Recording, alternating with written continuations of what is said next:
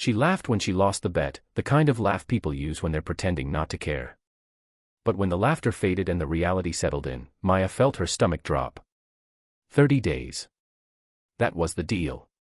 30 days living in the spare room of a man she barely knew, a single dad who looked perpetually tired, emotionally guarded, and far too serious for her carefree world.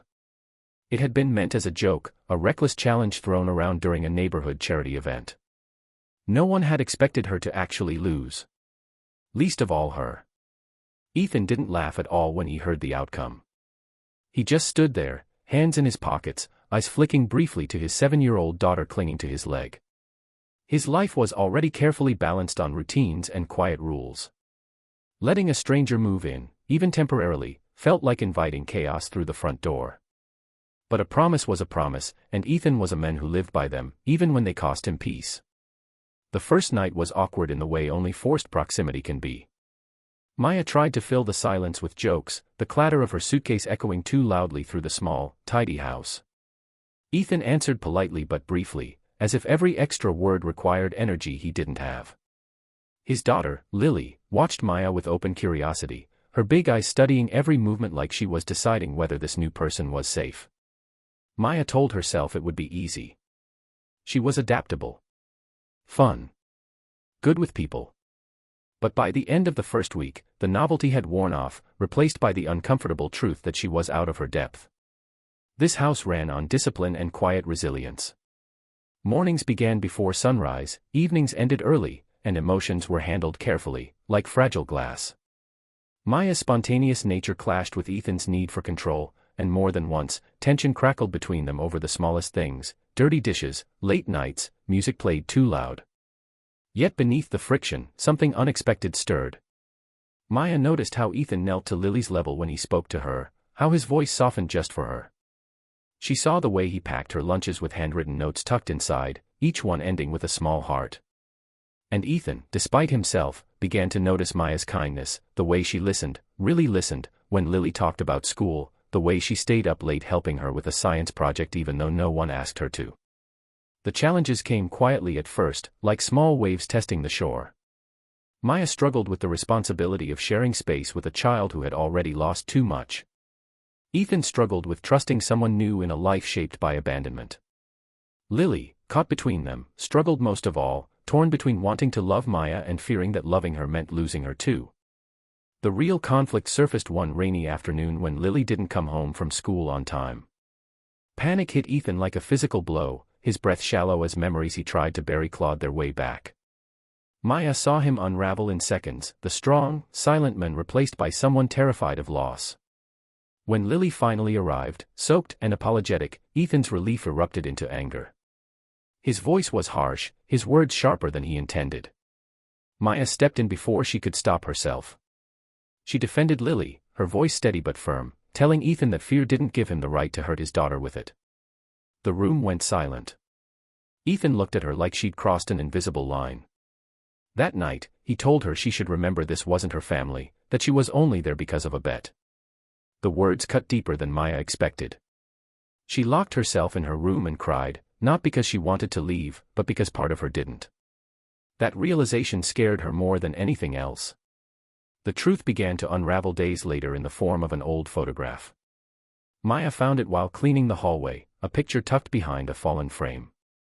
It showed Ethan younger, smiling freely, his arm around a woman who looked uncannily like Maya. Same eyes.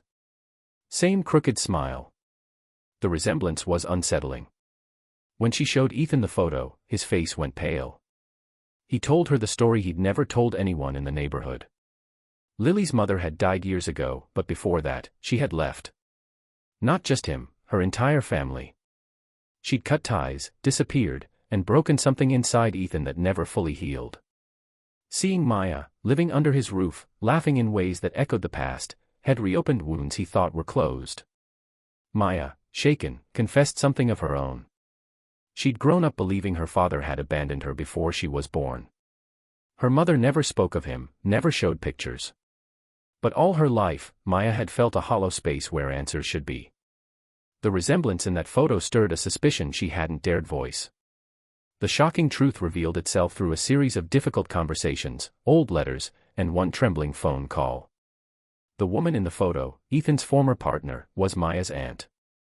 The father Maya never knew had been someone else entirely, a man who had tried to reach out but had been pushed away by misunderstandings and pride. Both of them had been living with half-truths, shaped by the choices of others, carrying pain that wasn't entirely their own.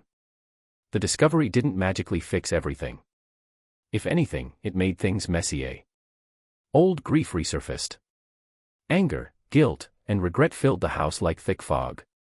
But for the first time, those emotions were shared instead of hidden. Ethan apologized to Lily for letting fear control him. Maya apologized for overstepping, for forgetting that healing takes time. The final challenge came when the 30 days ended. Maya packed her suitcase slowly, each fold of clothing heavier than the last. The bet was over. She was free to leave. But freedom didn't feel like relief anymore. Lily cried openly, clinging to Maya and asking if she was disappearing too. Ethan stood nearby, silent, fighting a battle he'd never admit out loud. Maya realized then that the bet had never been the real reason she stayed. She stayed because somewhere along the way, this house had become a place of growth, truth, and unexpected love. She didn't stay because she had to. She stayed because they chose each other. The inspiring truth they both discovered wasn't just about family connections or buried histories. It was that healing doesn't always come from fixing the past, it comes from showing up in the present. From choosing honesty over fear. From allowing people in, even when the risk feels unbearable. Maya moved out eventually, but not away. Ethan learned to loosen his grip on control, trusting that love didn't always end in loss. Lily gained something she never knew she needed, another steady presence who didn't disappear. What started as a careless bet became a turning point none of them saw coming. Sometimes life doesn't change us through grand plans or perfect timing. Sometimes it changes us through unexpected doors we never meant to walk through, and the courage to stay once we're inside.